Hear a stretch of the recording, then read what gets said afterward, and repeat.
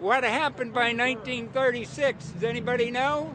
They had us turn the We instituted Social Security system, and you and I and our children and our children's children were pledged as collateral on the debt of our government to the Federal Reserve. And that's where we're at today.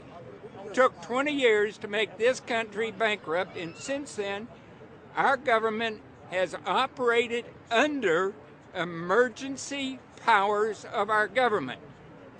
It is not the president that makes the decision in this country. It's the Secretary of Treasury who turns around and is put in there by the Federal Reserve to manage the bankruptcy.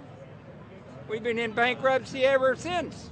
So to print $700 billion and to give it away, how do they get away with it? The manager of the bankruptcy is told by the Federal Reserve this is the way to go. That's where we're at today. Yes, we should point out, Congressman Ron Paul now has a huge amount of sponsors for a bill in the House of Representatives to abolish the private Federal Reserve crime syndicate.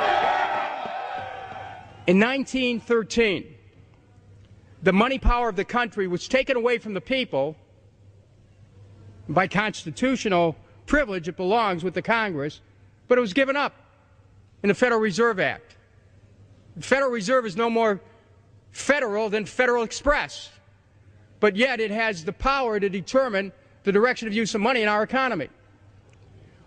If we could take that power back and put the Federal Reserve under Treasury, we start to be in a position of being able to control monetary policy on behalf of the United States people. The Federal Reserve is totally private, and Alan Greenspan 2 weeks ago on PBS on Lair NewsHour said on record that they are above the law, the Congress, the President, everyone. No court can do anything. We run America. What is the proper relationship, what should be the proper relationship between a chairman of the Fed and a president of the United States? Well, first of all, the Federal Reserve is an independent agency, and that means basically that there is no other agency of government which can overrule actions that we take. So long as that is in place and there is no evidence that the administration or the Congress or anybody else is requesting that we do things other than what we think is the appropriate thing, then what the relationships are don't frankly matter. Notice what Greenspan is saying. Greenspan is saying the Federal Reserve is beyond the law. And in reality, they are in practice beyond the law. Nobody, as far as I know, has ever audited the Federal Reserve. One of the first things we ought to do when we nationalize the Fed is go in there and find out the audit. Who stole money? Who engaged in corruption? There's a whole series of people going back to Volcker, to Greenspan, to Bernanke, and so forth. Think of the arrogance of private group of banks that have bankrupted the nation by design so they can repo the country. A private group of banks that loaned us our own money back are telling us they're above the law. You are not above the law, criminals. No one is above the law. No one is above the law, and the private Federal Reserve sure as hell isn't either. Since the founding of the Federal Reserve back under Woodrow Wilson, the Federal Reserve has struck out 3 times. They didn't stop the crash of 1929. They didn't stop the banking panic of 1932, 1933. And now they are the cause of the derivatives crisis because they're the ones who inflicted derivatives on the world with Alan Greenspan. Instead of our economy being about goods and services and real products and manufacturing, it's all about these guys, the private Federal Reserve that masquerades as a government entity who controls the issuance of currency and credit. They're the ones that have cut off the liquidity in the market. They told us have a debt-based economy. Then they cut it off once they get us under their thumb and implode the economy so they can consolidate it. And that's what they're doing right now. I mean, it's in their own documents, it's in their own statements. They claim, give us unlimited power, give us trillions of dollars of the Baker bailout bill that's already $5 trillion, not $850 billion as they say. And we'll get the economy going, but they're hoarding the money and buying up other banks that aren't part of the Federal Reserve, buying up insurance companies, buying up roads, infrastructures, media empires, defense contractors. What the banks do is they implode an economy by cutting off credit. And then once things really fall to a low, and they know the low because then they buy everything up and start then putting more money back into the economy, and then they build it back up. So they build us up and then shear us, build us up and shear us. And they're getting ready. All over the world, they're always shearing some country, imploding it. Comes out in their own IMF and World Bank documents. That's just the foreign arm of the same cartel. And these are the people who claim to be the saviors of the economy, the people who have created every important crisis in the past 100 years, the Federal Reserve. So it's illegal, it's unconstitutional, and it's a failure. And I think the failure is what everybody can see right now. Yeah, what they do is they make you think Clinton's evil in running things. Then, oh, Bush will save us. And then, oh, Bush was evil. Now we'll be saved by Barack Obama, but he's just a puppet.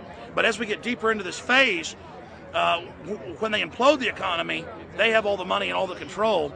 But they also like to pose as the savior. So Obama is meant to be the savior during the Depression, and he'll save us with a 1 million person, he said, is bigger than our military, domestic spy force, a 3 million person environmental spy force. So giving people these jobs to be government bureaucrats and spies to go out and manage the other 290-something million Americans.